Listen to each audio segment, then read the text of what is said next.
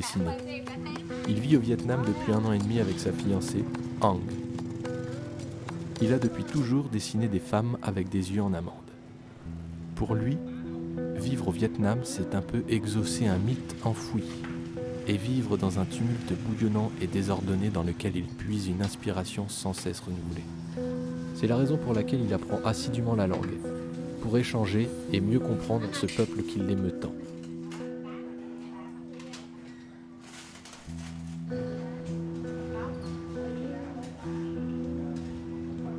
Si au début le pays l'a grisé en lui projetant des étoiles plein les yeux, aujourd'hui il pondère sa vision des relations avec les Vietnamiens au centre desquelles l'argent est fondamental.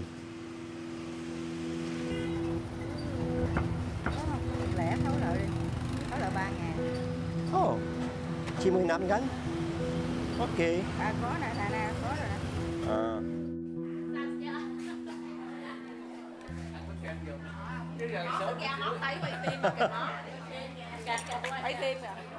Ồ, có muốn nói chuyện về phim? Nói tiếng Việt đi ba. Có muốn nói chuyện về camera? Nói chuyện hả? Thôi không biết nói chuyện. Nói gì giờ? Có đẹp quá. Có đẹp quá. Có muốn? Ah.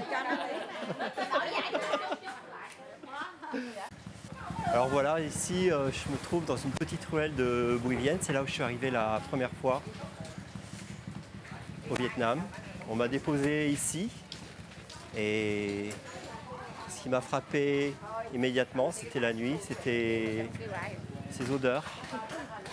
C'est cet aspect typique purement au milieu du quartier touristique.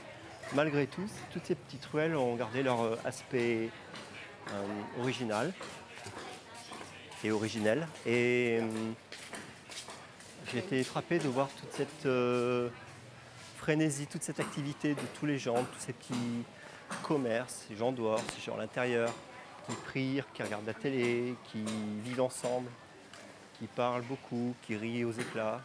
Il se passe beaucoup de choses ici et ça a été un contraste assez flagrant par rapport au pays d'où j'arrivais, d'où je venais, le Canada, où tout est tellement bien rangé. Bah, ici, c'est l'extrême inverse. Je ne parle pas uniquement que de la température. Et ça a été quelque chose de très marquant, quelque chose de radicalement différent.